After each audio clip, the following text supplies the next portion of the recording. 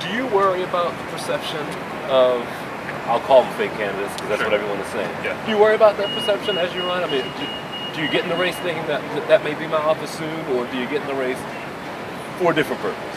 Well, I don't have an issue with you calling them fake candidates, because in this case they definitely are fake candidates. They're Republican Party operatives, Republican Party treasurers, people who identify as Republicans, running as Democrats. They have the Republican Party of Wisconsin financing their campaign, circulating their petitions for you, and handling their communication. They are not Democratic candidates. They're not even real candidates. They are fake candidates running as Democrats. But when someone uses that term for you, what do you think? It doesn't apply to me. In this case, I'm a candidate running as a Republican with a traditional Republican platform. I'm running with a platform very similar to the platform that Bob LaFollette ran on when he ran for governor in the Republican Party for Wisconsin. As you try to find your place in this, the line that you used in Racine that I like, it says, listen, I can make the one promise that none of these folks can. I'll face Scott Walker, I'll go up against him.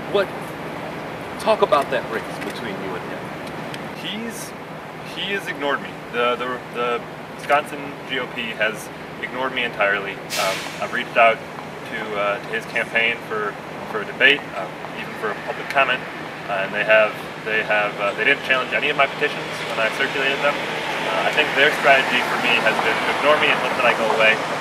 Unfortunately for them, I'm on the ballot, so we'll see May 8th. But and circling back, I guess I should ask this in order. You're running on the traditional Republican box of being a Republican. Right. Some people are going to say, heck no, this guy's a Democrat, and this is the way that they're going to go about it. He won't use fake because he's running as a Republican. Do you see how this swirls a little bit around you, and how do you respond to it? Well, someone running as a Republican today would have been a Democrat 30 years ago. The aspect of my campaign is to draw attention to kind of how meaningless these party identifiers are. I've been meeting people who say, I love what you're about, but I'm a Democrat and I never vote for Republicans. Or I'm a Republican and I only vote Republican. These are dangerous mindsets to be in, because as I'm trying to highlight, the parties can change drastically what they mean for, what they stand for, what they're about. So I hope that my campaign will shed some light on kind of the meaningless of these two-party ideas, and how they kind of are the same thing. What do you think of politics in general now? Pretty dirty for you now, do you think? One side is dirtier than the other, or do you think somehow things have changed for you? I never aspired to be a politician. In high school, that's not true. In high school I did. I thought about, that would be a fun way to participate in my democracy, would be to engage in politics. But after high school, I kind of lost that aspiration, seeing kind of the different side of the process. Being involved in the politicking and having to compromise my beliefs so that people can consider me a viable candidate and things like that, it's definitely turned me off. I'm running in this election because I think people in Wisconsin, this election cycle, are more engaged. They're definitely asking more questions. They're engaged in the political process in a way that I don't think has been before. So I see an opportunity to use this election as a platform to really highlight the issues and the problems with our election process.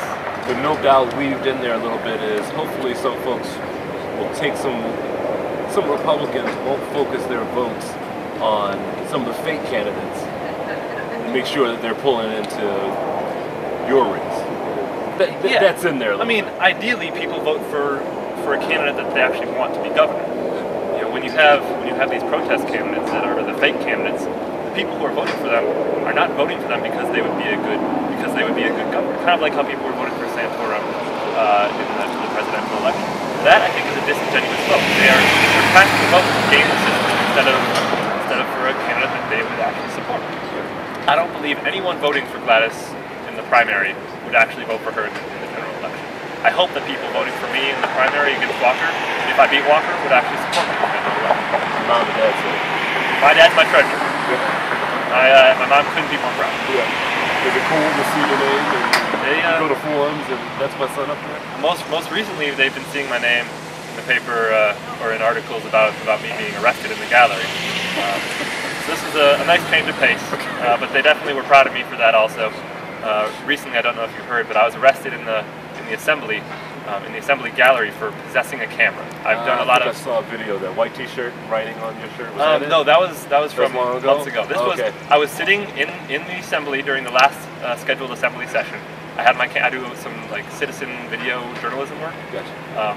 And I was sitting in the gallery, silent. My camera was on the floor, and they came up and said, "You can't have your camera with you in the gallery." They didn't think I was filming. They didn't accuse me of using it. They said, "You can't possess that in the gallery." I said, "I know that that's not true." Robin Vos, the Republican leadership in the assembly, was on the record in the newspaper saying he was asked if it was hypocritical that you could have a gun in the gallery but you can't have a camera, and he said, "No, it's not hypocritical. You can have your gun and your camera, you just can't shoot either of those." And so he was on the record with an opinion about my specific scenario, saying that I was within my rights and within the rules of the gallery to be there. They ultimately charged me with disorderly conduct for possessing the camera. This was the same day they had put black plastic sheeting over the windows into the gallery so that people couldn't see in or out of the assembly gallery. It's a fire code violation in any other building. That'd be against the law, but the Republican leadership in the assembly thought it was within their rights to black out the windows of our government.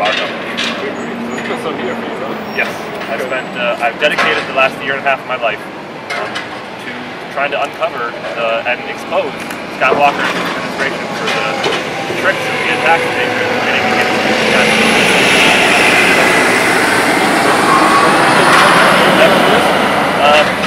My website is art4gov, art4gov@gmail.com, or at art4gov.com. And I'm on Facebook at facebook.com/art4gov, all with words, no letters. Okay, I think I've been on both. I'm accepting donations, but I'm not, unlike Walker, I'm not soliciting donations from outside residents, from non-Wisconsin residents. Okay. And I've set a cap of $100 donations per citizen, per individual. My concern with the current election finance laws for gubernatorial races is a $10,000 campaign limit, and Walker had 4 or 5 months of unlimited donations. To me, that just, even if you're making an effort not to be influenced by this money that you're receiving, it's hard not to feel invested and feel indebted to these people who essentially finance his campaign. And when I limit my campaign contributions to $100, it keeps me from having to make these ethical questions about should I, this person called me and says, "Hey, I'd really appreciate you voting for this bill. I also remember I gave you $10,000 last time." You don't have to worry about that. If you small donations from a large group of people, then you don't have to worry about corrupting yourself. I think it's an old saying, money corrupts, and to avoid that corruption, just take money out of the equation. We're kind of interested in politics. I think you got it down. I think you might end up there. Well, but I mean, running on a platform without accepting donations or accepting small donations. But outside of donations, I mean, you sound like you're doing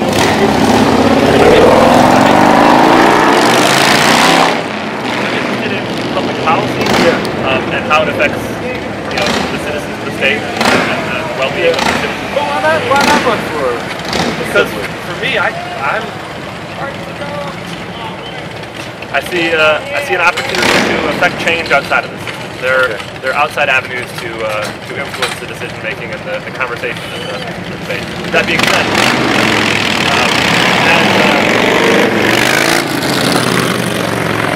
as a candidate, there's the opportunity to impact the conversation and the direction of the state. So even and still being able to avoid being and becoming a politician. Okay. So I've learned a lot this past year. I guess this past week. I've been on the campaign trail for about 3 weeks now. Okay. I had to collect over 2,000 signatures, and I had a week to do it. Impressive. I wasn't sure if I was going to make it, but what was the secret? Secret was a lot of dedicated volunteers. People from all over the state sent in sheets of signatures that I wasn't expecting. Okay. Me and a couple of personal friends collected a little over half, and the rest came from supporters from around the state. Okay. It was an unexpected blessing that really made my campaign a reality. Cool. Hey, you got anything else? No, let me get a couple shots here. Okay. Sure. Where are you originally from? I'm a Madison native. Oh yeah. I went to Madison West High School, where I served as president of the student body for 2 years after serving 1 year as vice president. And then I served as a student senate or student senator. So you got politics in your blood. And after my year in student senate in La Crosse, I decided that this wasn't for me. Vying for people's support and having to like fake it till you make it. That's what people say. You gotta. I didn't like the idea of compromising my beliefs so that people would consider me a viable candidate. So I realized, oh, there is this other party. There's this, there's the Republican and the Democrat, and then there was this Republican Party from 100 years ago. Yeah. That was super awesome. Yeah. So I'm going to run as a Lincoln La Follette Republican. Okay. Because they best represent, where I am and what I believe right now. What do you do now? What are you? I've been in the service industry since I was 14. Okay. Since I was allowed to work, I work retail and food service. Currently, I work at the Children's Museum in Madison. Nice. Pizza. Selling pizza and ice cream to kids, but I'm taking the absence so that I can run my campaign. And if you don't mind me asking, how old a guy are you? 23 years old. Okay. Lincoln first ran for the Illinois State Assembly when he was 23. He lost. Is this getting itchy now? This is surprisingly it grows very slowly. So I have a lot of time to get used to it. I appreciate it.